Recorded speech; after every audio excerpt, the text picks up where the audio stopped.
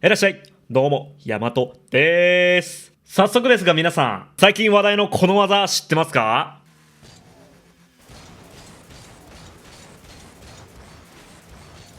まあ、知らないですよね。だってこの技、ニューメカニックですから。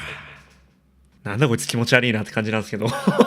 こちらの技、マイスダッシュっていう技になっておりまして、なんと日本人の方が新しく見つけた技になっております。もうロケットリーグ発売されて10年以上経ってるのに新しい技見つかるんですね。本当に面白いゲームですよ。そんな新しい技なんですが、今回この技を見つけ出したマイスさんという方にですね、技を直接教えていただきました。なので世界初マイスダッシュの解説をね、この動画ではやっていこうかなと思います。はい、それではこの技がまずどういう技なのかっていうところをご紹介していきますと、ザップダッシュとウォールダッシュが合体しているような技だなと思っております。このゲーム、前か後ろ右か左のように片輪ずつ着地した直後にですね、ジャンプキーを押すと先に着地した側のタイヤだけ浮いて、ウィリーであったり片輪走行のような状態で走ることができます。ザップダッシュの場合はウィリー状態にして前フリップをするっていうことで加速するんですけど、今回のこのマイスダッシュは横フリップした瞬間にジャンプを押すことで片輪走行のような状態にしてもう一度横フリップをするっていうのを繰り返しまくって加速を得る技となってます。これ今まで見つかった技の中にワブルって技であったりスクイシーダッシュって技であったり、あとホースダッシュもちょっと似たような動きをするんですが、それらとはちょっと違っていて、例えばワブルだとドリフトボタンを押しながら交互に斜めフリップでウェーブダッシュしていくっていう技で、スクイシーウェーブダッシュもドリフトボタンを押しながら横フリップを連続で行っていくっていう技で、ホースダッシュに関しては前後のフリップを行っていくっていう技となっているので、今回のこちらの技ではドリフトボタンを押さずに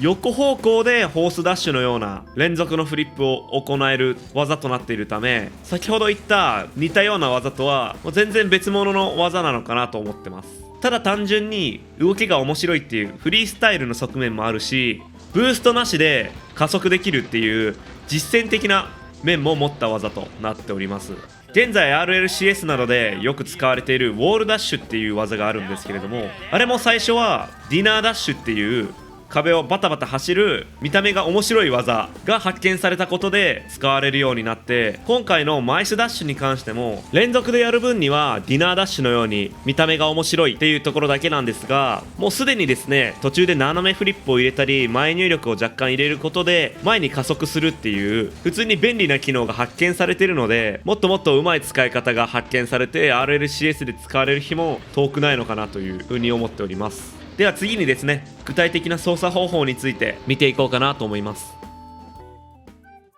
はい、それでは操作方法を説明していきます。まず少しスピードをつけて小ジャンプをします。その後車体をどちらか片方に傾けます。エアロールボタンがある方はエアロールボタンをちょっと押すだけで大丈夫です。で、傾けた下側のタイヤが着地した瞬間にまだ浮いてる側に横フリップをします。この際ただの横フリップ、真横の横フリップではなく、若干スティックを斜めフリップにならない程度に上にするとどんどん加速していくことができます。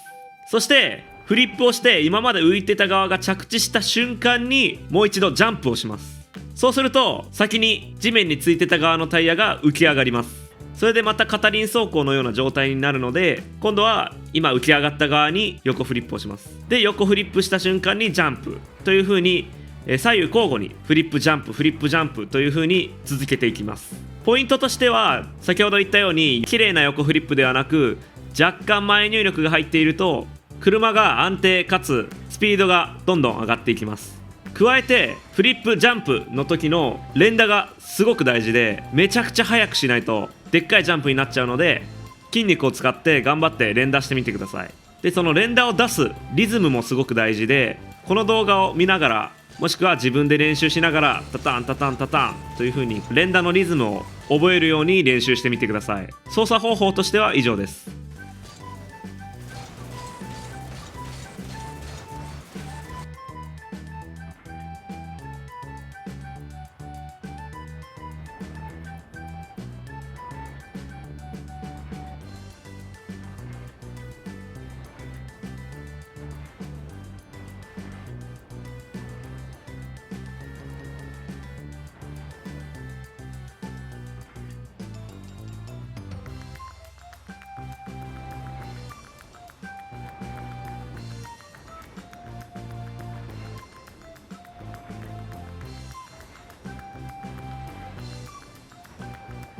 はい、以上が操作の説明になります。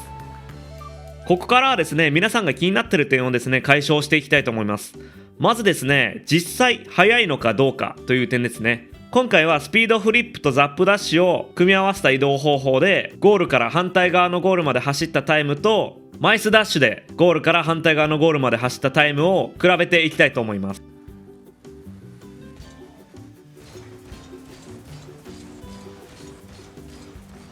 ちょっとマイスダッシュの方最後こけてるんですが、ゴール前まで来る時間が一番早いサンプル映像がこれだったので、ちょっとこれ使わせていただきました。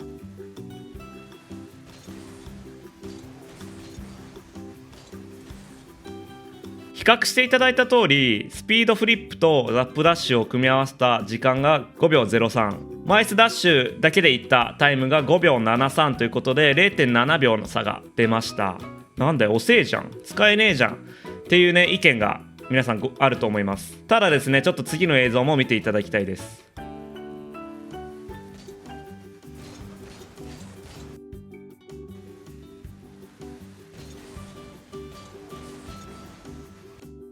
はい、この映像どこで止めてるかっていうと、タイヤの後ろから紫の線が出た時、すなわちスーパーソニック状態ですね、最高速状態になったタイムを比較しております。これを見ていただいたら分かるように、マイスダッシュはスパソニになって自由に動ける時間なので、普通の体勢に戻る時間が2秒8、比べてスピードフリップザップダッシュの場合、スパソニになって通常の走れる状態になるまで 3.03 秒かかるわけですよ。なので 0.2 秒をマイスダッシュの方が早いわけですね。なので試合中だったらすぐに体勢を戻さないといけないけどスピードも上げたいみたいな、ウェーブダッシュの代わりに使うような、フリップとウェーブダッシュが使い分けがあるような感じで今後もしかしたら使われていくのではないかなという気がしています。次の疑問点、それ以外の使い道はないのかというところなんですけれども、現在マイスさんそして自分も含めまだ世界でもできる人が少なく、サンプル映像がすごい少ないんで今回ご用意できなかったんですが、スピードフリップが終わった後なので、さっきの映像で言うとスピードフリップが終わってザップダッシュを始めるとこでマイスダッシュを始めるということもできたり、スクイーシーディフェンスした後に地面に戻る際、片輪を下げた状態で着地してマイスダッシュを始めるなんて使い道も今研究している途中です。なのでやはりこれからですね、いろんな使い方が各ユーザー、世界中のユーザーによってですね多分見つかっていって、割と使われるようになるテクニックなんじゃないかなと思います。いや本当にね、日本人がこの技見つけてくれたっていうのが非常に嬉しい限りですね。ということで現在まだ発見されて 1,2 週間しか経っていないマイスダッシュですが、いかがだったでしょうか。とりあえずやり方の解説はできたかなと思うので、ここからはもうぜひ皆さんにですね、いろんな使い方を模索していただいて、どんどんいいテクニック、使えるテクニックにですね仕上げていったらいいのかなと思っております。ということで解説動画にしてはですね、ちょっと長めの動画になってしまいましたが、ご視聴いただきありがとうございました。皆さんもね、ぜひいろんな技研究してみてください。なんか新しい技あったら教えてね。それではまた次回の動画でお会いしましょう。さよなら。